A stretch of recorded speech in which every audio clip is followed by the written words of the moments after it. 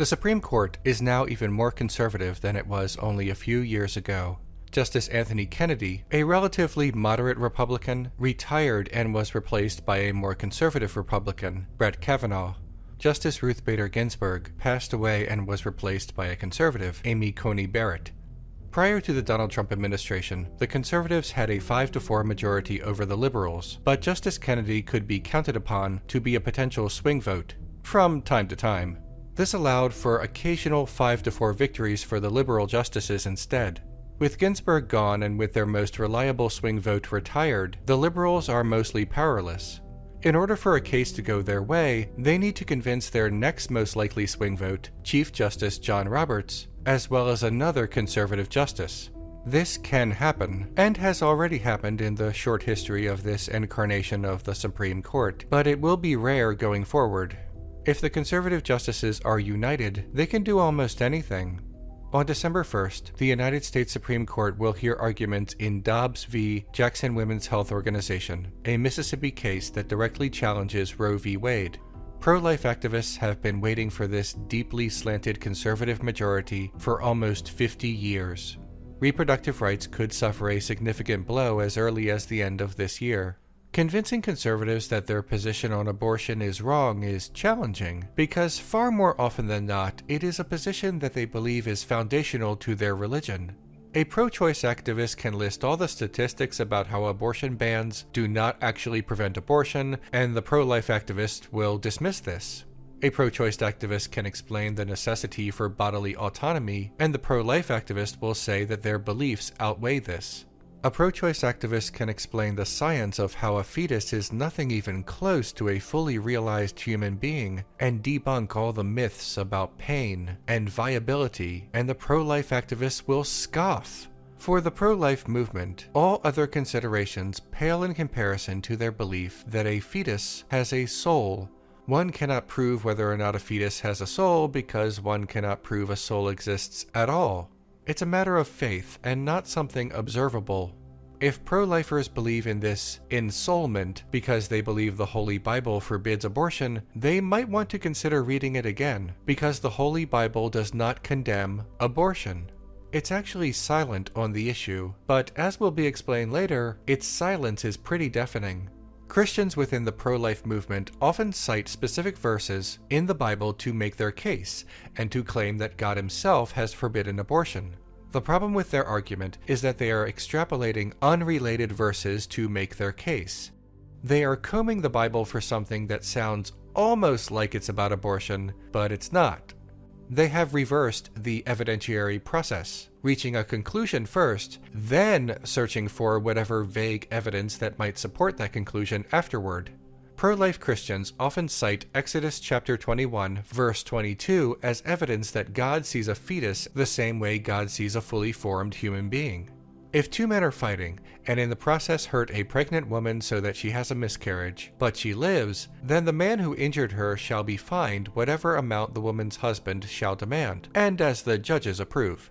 Not only does this verse run into some problems for the pro-life movement, it actually reinforces the pro-choice movement instead. Okay, first of all, this verse is about a miscarriage, not an intentional abortion. Second, in this scenario, the result of the miscarriage, the men are only fined, not executed. If a fetus were seen as a fully realized human being, there would be graver consequences. We know this is for certain because the verse immediately following is, "But if any harm comes to the woman and she dies, he shall be executed." In other words, if a human being is killed, there are grave consequences. If a fetus is killed, there's a fine. The incredible disparity between these two consequences show that the author of Exodus, and indeed the Hebrew people, did not consider a fetus a human being.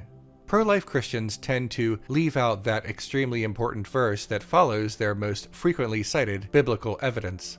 I wonder why. Other evidence that pro-life Christians cite include the Ten Commandments, specifically "Thou shalt not kill." However, as anyone who reads Hebrew knows, that is a mistranslation. A correct translation of the sixth commandment is "Thou shalt not murder." In Hebrew, the word for murder is, and you'll forgive my pronunciation, retzach.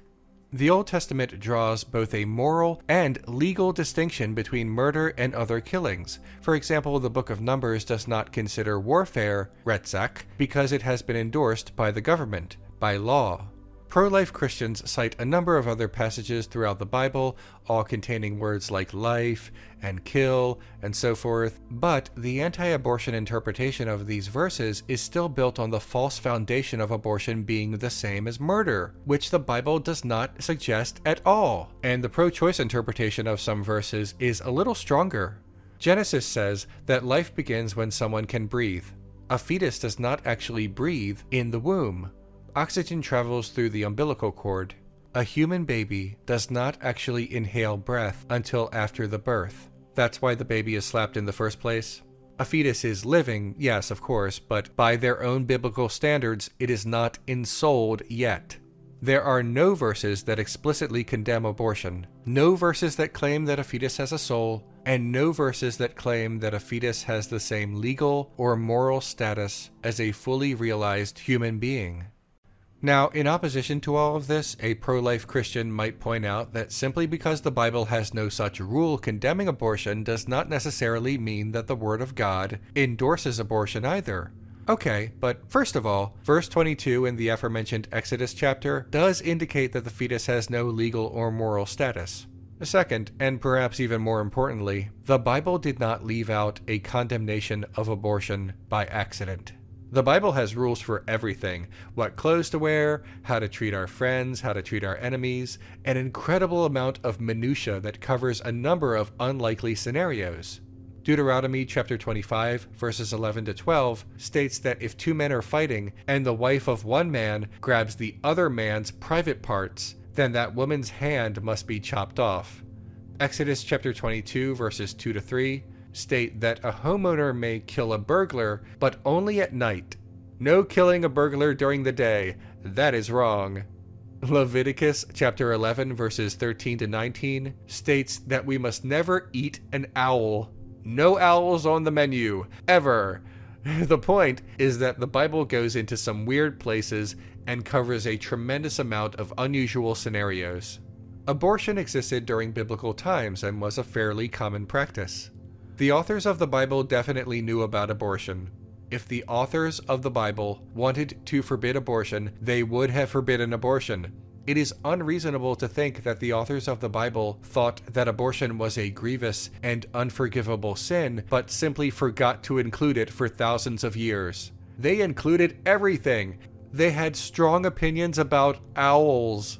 Centuries after the New Testament was written, some Christian writers had opposing feelings on abortion, but for thousands of years, abortion was not condemned by Judaism, and for almost 2,000 years, abortion was not broadly condemned by Christianity. The Roman Catholic Church did not declare that abortion was murder until the latter part of the 19th century, and considering the Catholic Church's views on birth control in general, it is reasonable to assume that the Church made this declaration to help expand their numbers in the face of the growing Protestant movement. It was not made canon law because of some new evidence suddenly found in the Bible thousands of years later. Protestant denominations continue to be split on the issue to this day.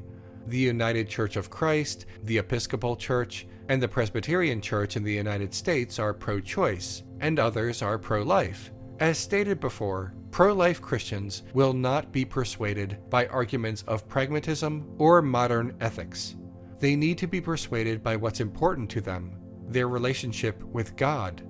If you are a Christian and pro-life, you may have to come to grips with the fact that the Bible does not condemn abortion, and that many Christian denominations and individual Christians recognize this.